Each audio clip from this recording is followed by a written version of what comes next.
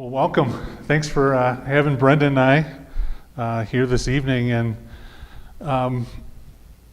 the evening tonight, we have a story to share that I'll be honest with you. There's going to be some real heavy parts.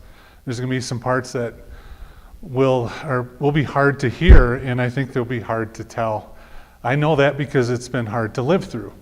But we stand here tonight wanting to give a message of hope and a message of healing.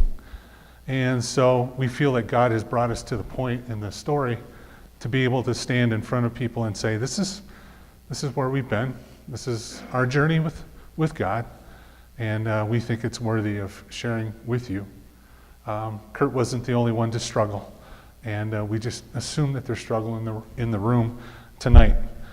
But before we get too heavy and thick with this story, I want to share another story with you that I want to give you permission to laugh.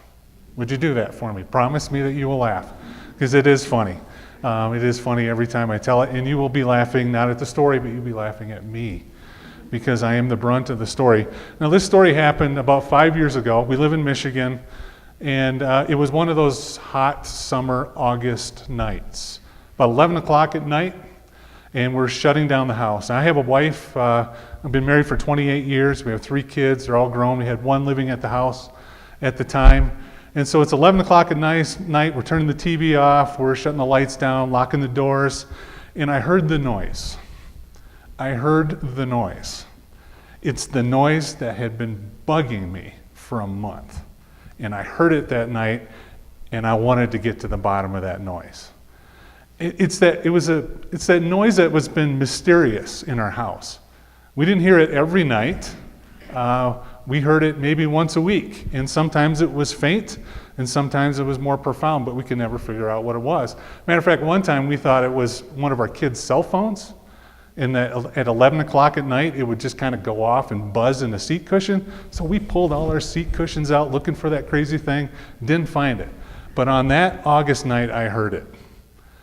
And I wanted to know where it was and what it was. And I had a suspicion.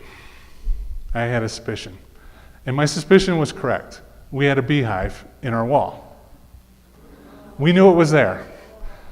Now, we weren't that worried about it because it's on the other side of the wall. There's this drywall thing. It's between you. And so we knew that it was there and we'd have to take care of it, but we had to find out where it was at. So I went on a hunt that night, 11 o'clock, and I put my hands up on the wall, and I'm feeling around, and I make the announcement, Janice, it's right here. She goes, what? The beehive. It is right here. She goes, how do you know? I can feel it. It's vibrating right here. She goes, well, what are you doing? I said, it's on the other side of the wall. It's kind of cool.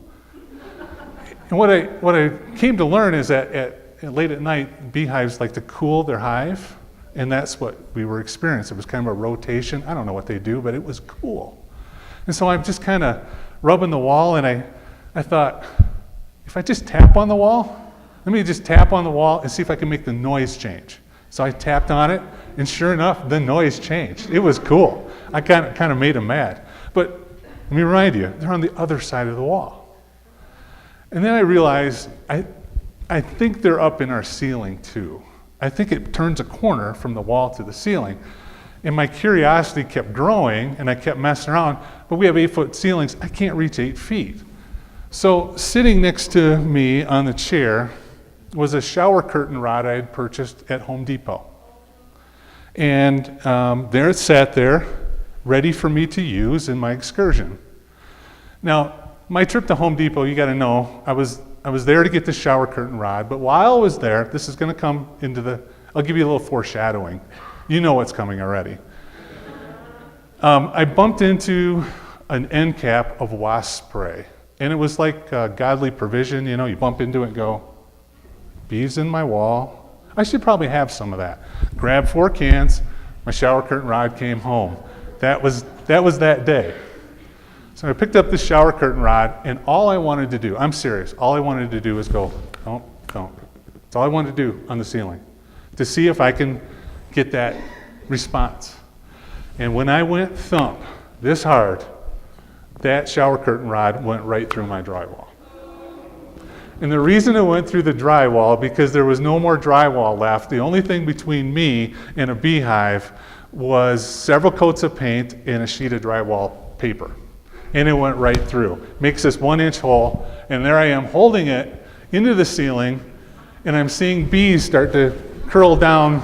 I'm going, oh no. That's the Christian version of oh no. And I did what I think all of the rest of you would do, is I panicked and I pulled it out. And when I pulled it out, that 1-inch hole went to a 4-inch hole.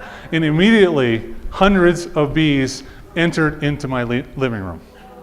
They came in hot, angry, and wanting to make use of all of our home. They were no longer on the other side of the wall. They were in my home. So what did I do? I ran into the garage, grabbed a can of wasp spray, ran back in. Only thing fortunate for us is that it was dark and we had a center light in our living room, and a lot of those bees were swirling around that light. I began to spray the ceiling. Spray till the light can runs out. Go back in the garage, grab another can. Spray. Get past the light, almost get to the hole, runs out.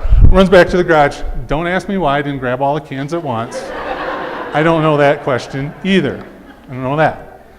Grab the third can, run in, and I spray, and this time I get all the way to that hole that I made, and I spray into the hole as hard as I can, as long as I can, and then I drop the can of spray and I look.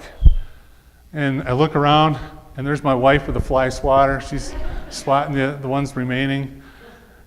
And I had it under control at that point in time.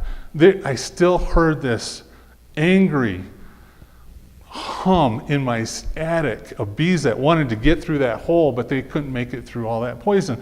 And I stepped back, and I looked at my living room, and I went, how did we get here? All I wanted to do tonight was go to bed and have a peaceful evening, and next thing you know, I've got poison all over the ceiling, all over the furniture. My dog walks through, and we're just going, oh my goodness, and carcasses everywhere, and going, how did we get here tonight? What a mess. I knew the answer to that question. The answer was simple. Somewhere on the other side of my house, on the outside, there was a crack in my siding, a gap that over time, 1 bee, 2 bees, 5 bees, 10 bees, 100 bees, over time entered into that crack, found their way into my wall, up into my ceiling, and made residence in my residence.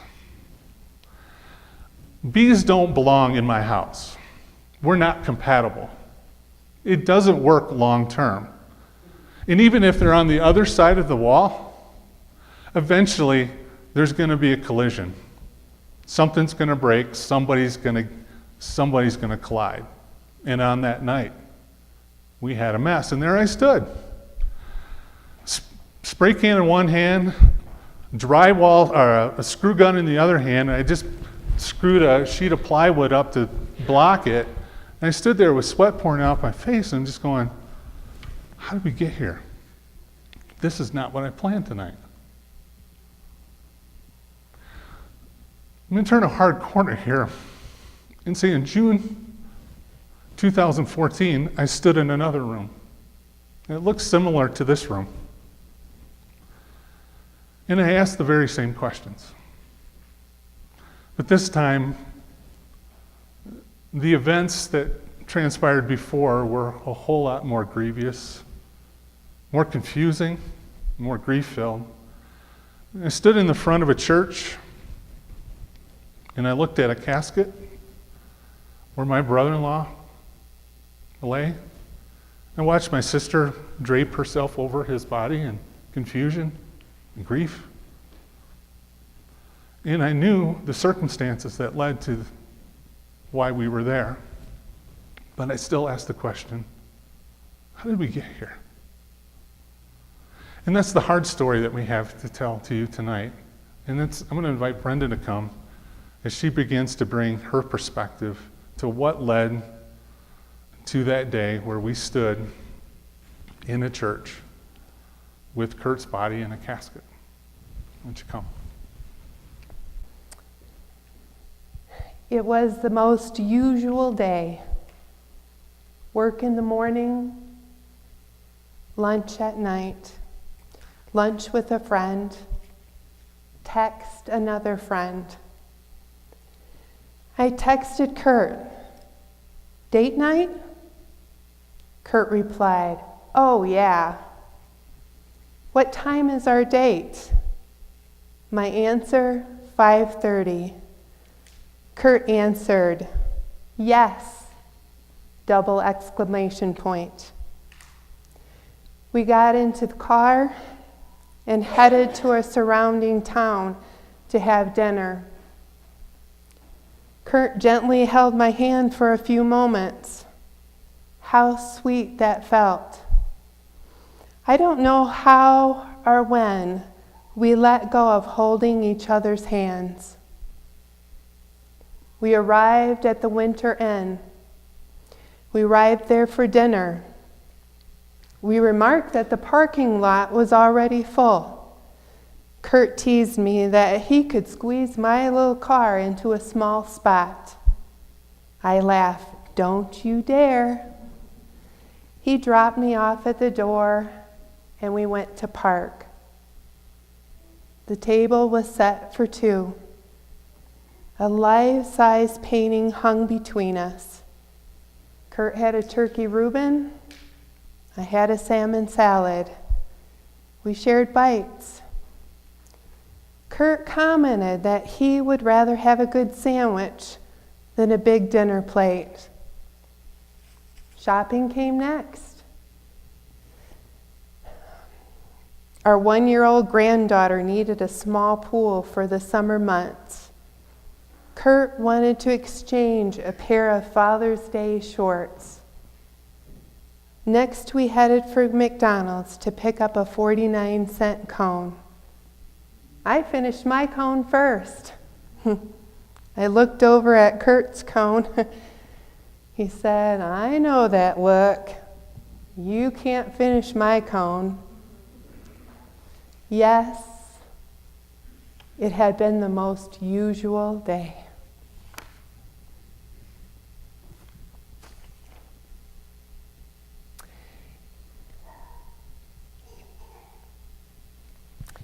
As I drove home,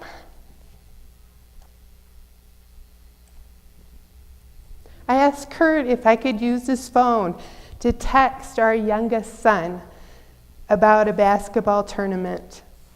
I had forgotten my phone at the home. Kurt hesitated in giving me his phone. Once we had stopped to get gas, Kurt fumbled with his passcode. I exclaimed, "You don't want me to see your code, do you?" Kurt was pensive as he said, "No, see, I did it in front of you." Kurt was obviously uncomfortable as he got out of the car to pump the gas. My finger pushed a text already present on the screen. What made me push that one? Instantly, I knew my life I had known had changed forever. My breathing came in quick and sharp amounts. The feeling of darkness and hell began to descend upon me. In less than 48 hours, I was standing on the front lawn of our home with my family, the police, and the elders from our church. Kurt was dead. They had found his car in a lake. In tears, disbelief, and great sorrow, I stood in the June sunshine and asked myself, what just happened? What a mess. How did we get in this mess? Why? What? Who? It took us weeks to come up with some of the answers to these questions.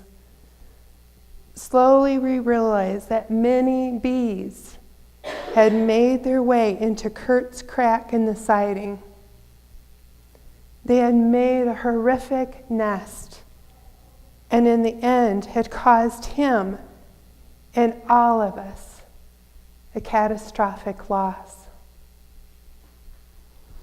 This is a picture of Kurt and I on our wedding day, June 9, 1983. I think it's going to show up. We had just finished our schooling at Grand Rapids School of the Bible of Music. We were anticipating many years of ministry together. Here we are in the Rocky Mountains. Some of you might even see the rock that's going to show up. Our family has grown. We have 2 boys, Jordan and Jesse. These last 2 pictures are from our Christmas together in 2013. We had a wonderful time together. There are always some sort of silliness when we had our family time. Don't we look like a happy Facebook family? I thought we were. I thought we were a happy Facebook family. We had no clue what was going to hit us in 6 months. In the end, Kurt was involved in heavy pornography. He had kept it hidden well. He had connected with internet women. And when his moral failure came to light, he took his own life.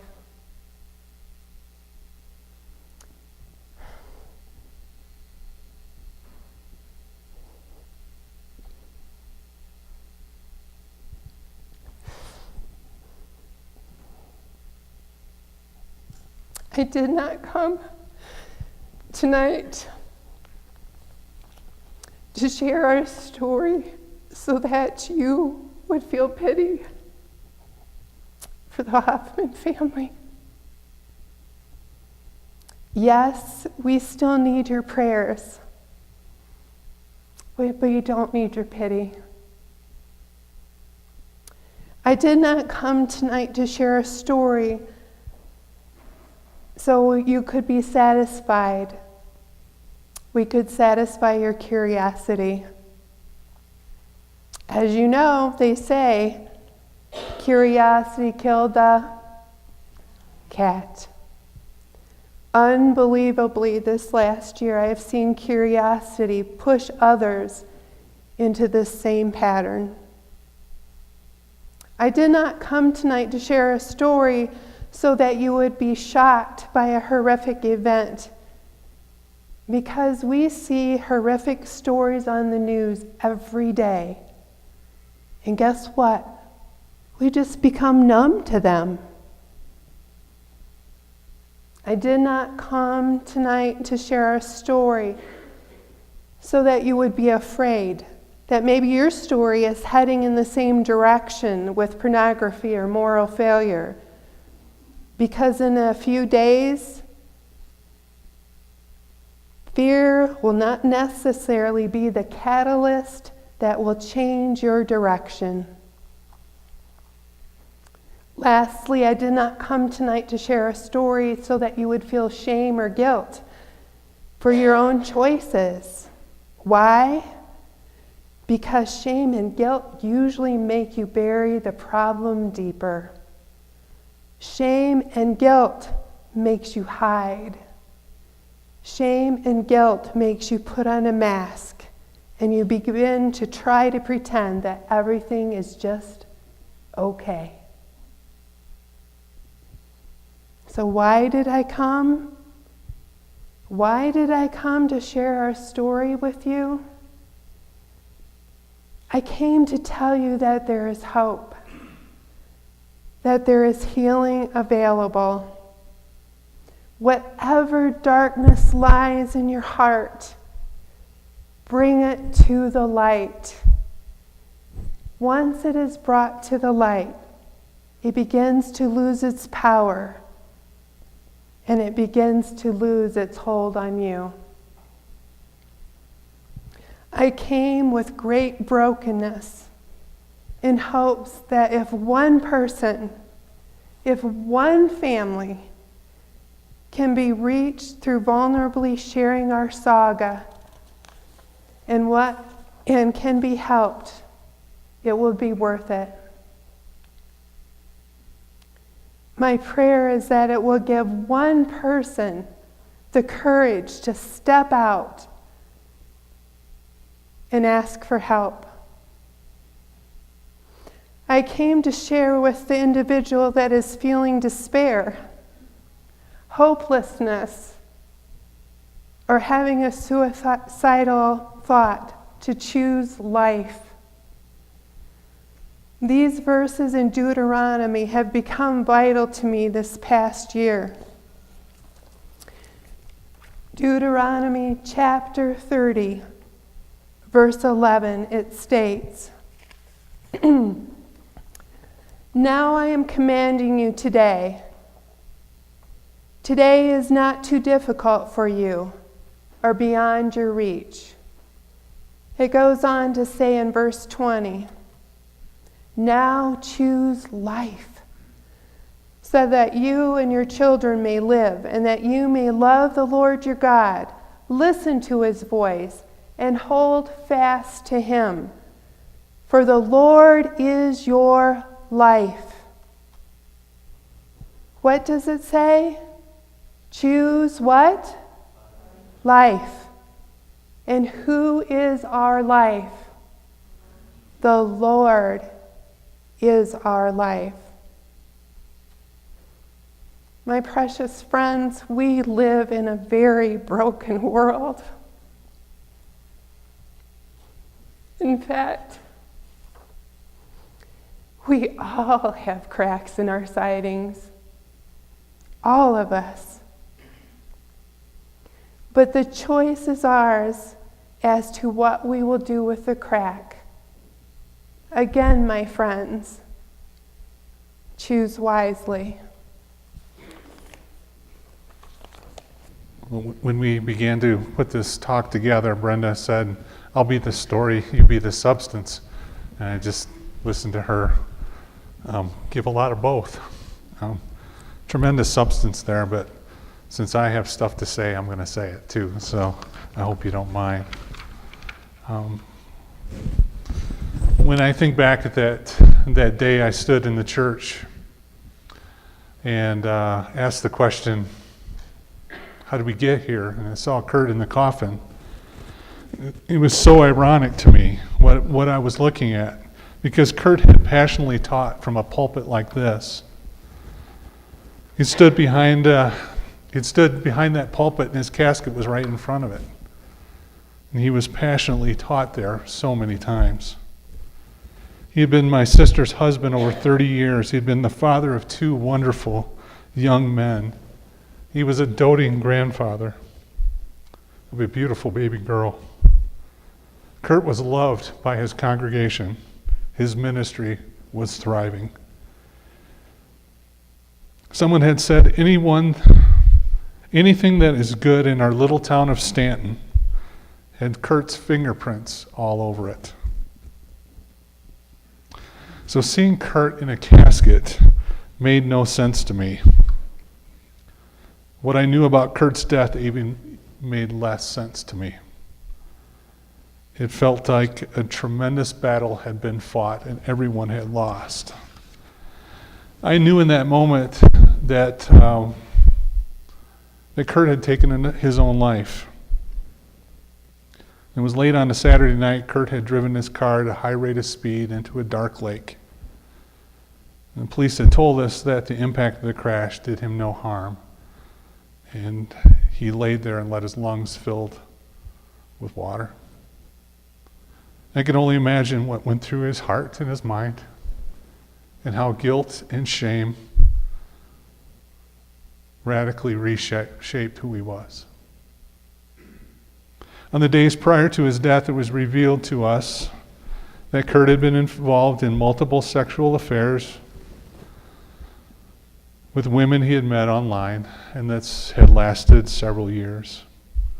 And the information we found on his phone led us to believe that these were not emotionally charged romantic affairs, but sex-driven encounters fueled by a sexual addiction with strong pornographic underpinnings.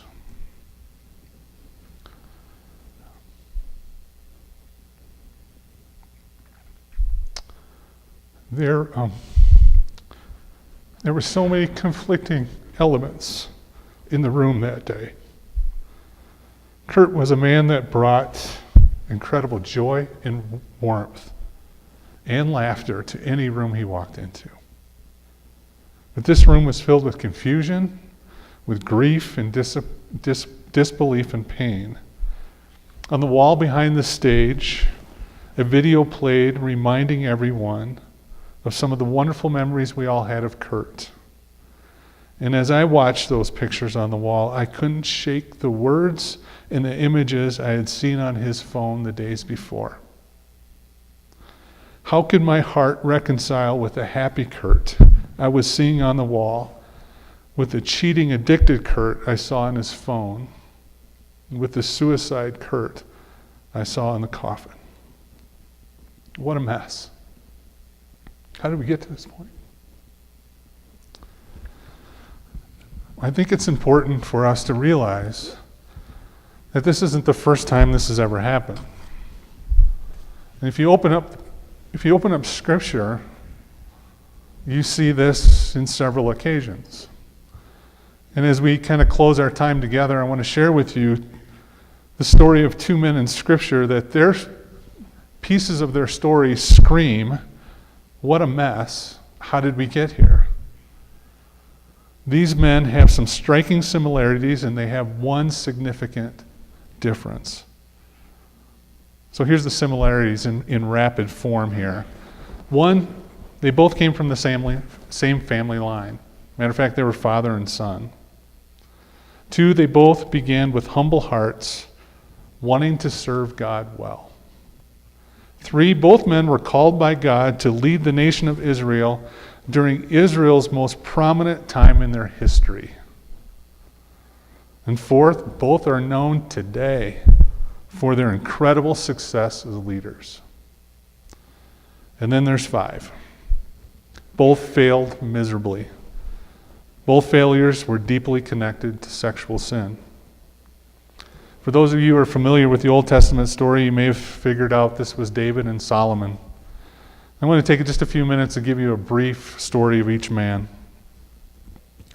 Well, David's humble beginning was that of a shepherd boy who worked skillfully for his father Jesse. And when God sent the prophet Samuel to come to choose Israel's next king, he came and he looked at all of David's brothers, and Samuel said, "The king's not here. Do you have any other sons?"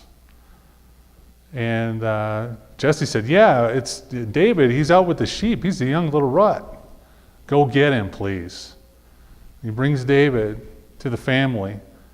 Samuel lays his hand on this young man and anoints him as a future king. And it's said in Scripture that he was chosen because his heart beat like God's. David's heart beat like God's heart. And David's kingship was filled with success. David was known for his faith-filled courage as a warrior and as a military leader. Israel had a prominent enemy that constantly breathed down their necks. And David led Israel to a unified, courageous, and faith-filled God who brought them victory. Under David's leadership, Israel became what God promised Abraham 1,000 years before, that they would become a great nation and be blessed. But David failed.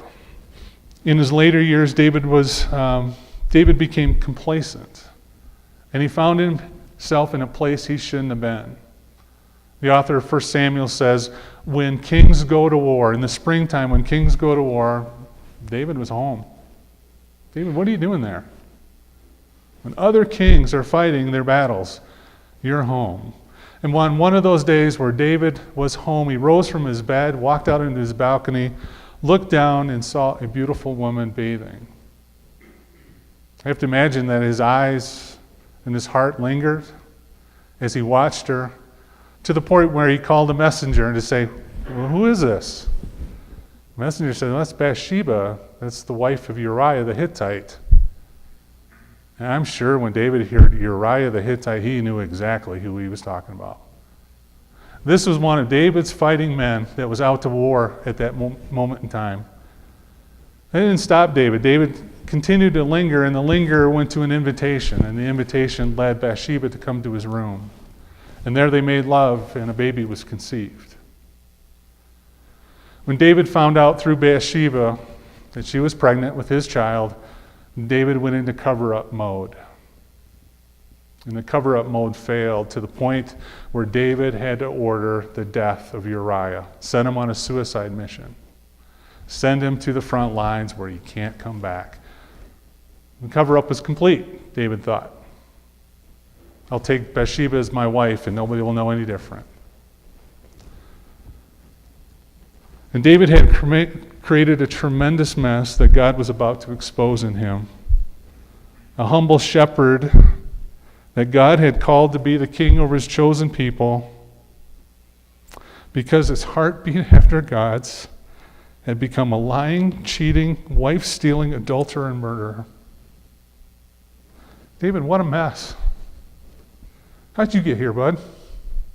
How'd you get to this point? Well, the other character is Solomon. This is David's son. And Solomon's kingship began with a humble heart as well. And God came to Solomon and said, Solomon, what do you need? What do you want? I think this young kid was scared to death of what his dad was handing over to him. And he looked at God and said, I just want to lead your people well. Give me a discerning heart. And God smiled on Solomon and said, good answer, young man. Good answer. Because of that answer, I'm going to make you the wisest man that ever walked the planet. And because of your wisdom, you're going to become the richest guy too. I'm going to bless you, and I'm going to bless this nation. And Solomon's early years was known for his wisdom, his diplomacy, and his craftsmanship of God's temple. And that temple was built to honor the unique presence of God over the nation of Israel. And again, under Solomon's leadership, Israel was exactly what God had promised Abraham 1,000 years before. But Solomon's life and character began to erode. With the treaties he made with other countries came hundreds of royal wives. With these wives came hundreds of concubines or sexual servants. Also with these wives came foreign gods from foreign countries. And before long, Israel's landscape became littered with temples built to honor the foreign gods from these foreign wives. And also before long, it wasn't just the women who had worshipped these temples. At these temples, it was Solomon who was worshiping these foreign gods. Solomon, who began as a humble-hearted young leader who God had blessed with enormous wisdom and resources to lead his people well, had allowed his relationship with these women to influence him to become an idol-worshiping pagan king. And God would confront Solomon with incredible judgment and split the kingdom. What a mess, Solomon. How'd you get here, dude? How'd you get to this point? Well, the similarities in these two stories are striking, and as you compare it to Kurt's, you just go, boy, that sounds familiar, doesn't it? Kurt wasn't the first one to walk this path. And I think there were millions of men in between, and more to follow. However, each man would respond, how each man would respond to their sin is what's the striking difference between David and Solomon. One would be restored, and the other one would die filled with regret and cynicism. One would pass on a positive legacy, and the other would leave the nation in ruin. The heart of each of these men following their sin can be seen in what they wrote. And I want to take a few minutes to read some excerpts from the writings of Solomon and the writings of David. This is what Solomon wrote in the book of Ecclesiastes, which I believe is a piece of his memoirs. And I'm going to read them with a little inflection and a little tone. And I hope I do Solomon right by doing this, but this is how I read it.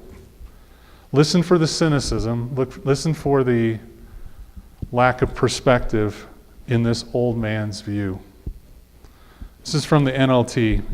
Solomon writes, I, the teacher, was king of Israel and lived in Jerusalem. I devoted myself to search for understanding and to explore by wisdom everything being done under heaven. I soon discovered that God had dealt a tragic existence to the human race. I observed everything going on under the sun, and really, it's all meaningless. It's like chasing the wind. What is wrong cannot be made right. What is missing cannot be recovered. Wow. Is that what a life full of wisdom brings you? I said to myself, look, I'm wiser than any of the kings and ruled in Jerusalem that have ruled in Jerusalem before me.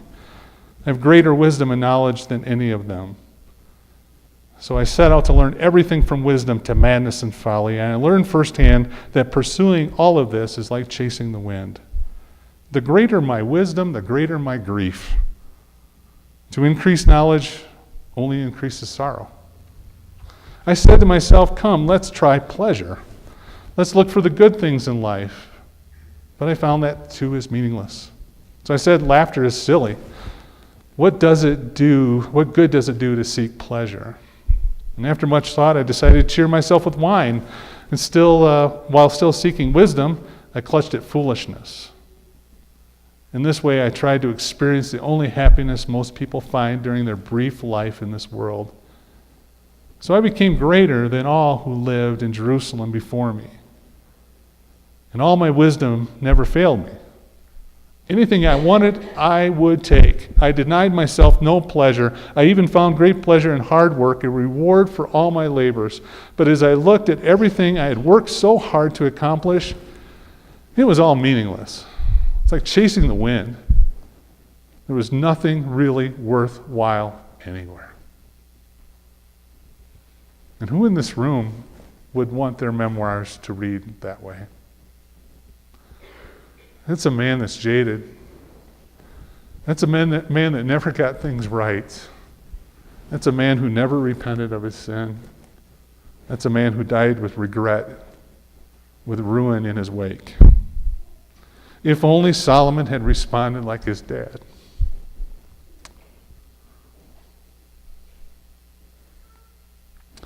If only Kurt had responded like David. I guess what's most important right now is if only you and I will respond like David. David's response to his sin can be found in two of my favorite Psalms that he wrote. Let's look at them. Psalm 51 and then Psalm 32. David writes, have mercy on me, O God, because of your unfailing love. Because of your great compassion, blot out the stain of my sins. Wash me clean from my guilt. Purify me from my sin, for I recognize my rebellion. It haunts me day and night. Purify me from my sins, and I will be clean. Wash me, and I'll be whiter than snow. Oh, give me back my joy again. You have broken me. Now let me rejoice. Don't keep looking at my sins. Remove the stain of my guilt. And create in me a clean heart and renew a right spirit in me. Do not banish me from your presence. And don't take your Holy Spirit away from me. Restore to me the joy of your salvation and make me willing to obey. Then Psalm 32. Oh, what joy for those whose disobedience is forgiven, whose sin is put out of sight. Yes, what joy for those whose record the Lord has cleared of guilt, whose lives are lived in complete honesty. David looks back and he says, when I refused to confess my sin, my body wasted away, and I groaned all day long. Day and night your hand of discipline was heavy on me. My strength evaporated like water in the summer heat. But finally, I confessed all my sins to you, and I stopped trying to hide my guilt. And I said to myself, I will confess my rebellion to the Lord, and you forgave me. All my guilt is gone. Can you feel the difference between Solomon and David? I think that perspective is open to us. And when I stand here tonight, I know that there's struggle in the room. I know that there's people that have sin in their life that's hidden in dark places. I know that there's people who are convicted and saying, I just don't know what to do with it. I don't know that I can tell anyone. And then I've come to learn that sin is like black mold. It grows really well in the dark, in those hidden places in the corners of your basement where it's dark and moist. And you don't want black mold. And it's like cancer. Undetected, it grows and it kills. But sin that's brought out into the light, according to David, there's an offer of forgiveness and healing and washing away and made clean. There's a story I want to share with you. It's a guy by the name of Jake. I first met Jake just a few months ago, and I was speaking at a men's breakfast at Ada Bible Church, and I was on a panel, 5 other guys on the panel, and the topic that night was I'm sorry, I forgot it. It's about marriage. It's about having a honorable view of marriage. High impact on me, apparently, so it went really well, promise me. A reasonable view of marriage. That's what I'm looking for, a reasonable view of marriage. And so different questions were asked to the panelists, and the crowd was asking us questions. I had no intention that day to tell Kurt's story. I didn't think it fit. I didn't think that was the right place and would probably kind of steal some joy and fun from the room. But as the conversation began to build, some guys started asking the panelists about how they remain pure and faithful to their wives and keeping their eyes and their minds and their hearts clean. And I couldn't help myself. I felt God prompting me to give Kurt's story in about 90 seconds. And I gave it as quickly as possible, and the only thing I said at the end was, guys, we have to start talking about this. We have to start getting this out into the light. Our conversations need to be less about fantasy football, bow hunting, though I love both of those, and more about what's in our heart and what's eating us away and what's killing us. Guys, we need to talk in our small groups, we need to talk in our friendships. And left it at that, we went on with the conversation. The morning ended, and nothing seemed catastrophic or great seemed to happen after that. The next day, I'm at Ada Bible Church. I'm leading in one of our venue rooms. I'm the MC, the pastoral presence in the room, and I'm standing in front of the room, and I'm actually talking to my wife and some other people over here, and I feel this guy walk up to me. And he's bigger than me, and he's hairier than me. And he's breathing on my neck. I mean, he's right here. And I like my personal space. I really do. I'm arm's length. And he's right here. He's just going. And I turned to him, and I could tell that something was wrong. And I never met him before.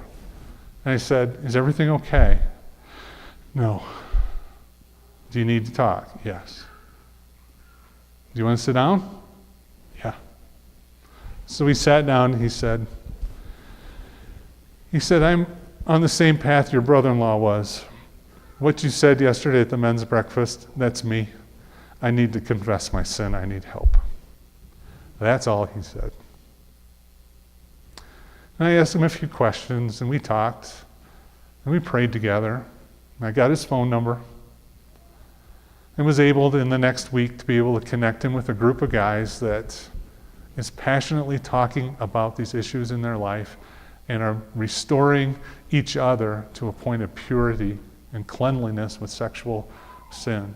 I was able to say, Jake, I want to introduce you to these guys. These guys can help you. And Jake would say, if he were here right now, he would walk in the back of the room and he'd say, it's his fault. My fault? You're the one that got me to start talking about this. I said, no, it's not me.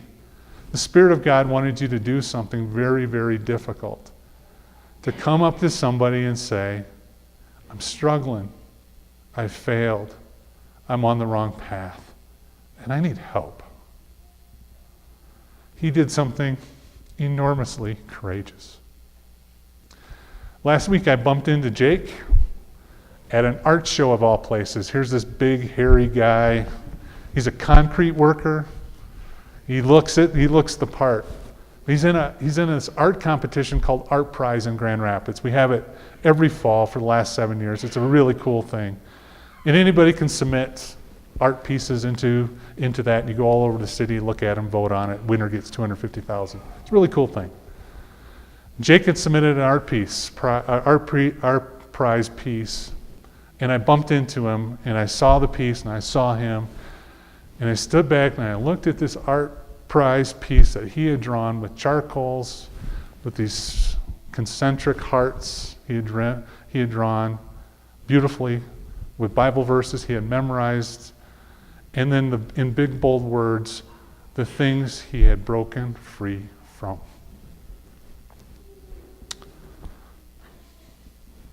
Jake is a man that gives me hope. When our family, when Brenda has walked through the tragedy with Kurt, we know that Kurt is face to face with his Redeemer. That all things have been made right with God and Kurt. We also know that we're still picking up the damage that Kurt has caused, and we're in the process of forgiving him for that. And we so desperately want to see no more people come to that tragic end. And we know more than anyone how quickly a normal life can turn tragic because of sin. And it's because sin is left hidden is where it's most destructive. Because sin is left in the darkness is where it does the most damage.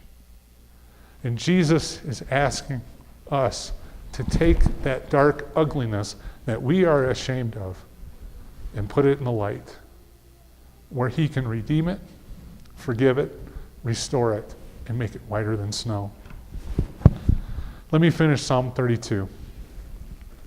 Therefore, let all the godly pray to you while there is still time, that they may not drown in the floodwaters of judgment. For you are my hiding place. You protect me from trouble. You surround me with songs of victory.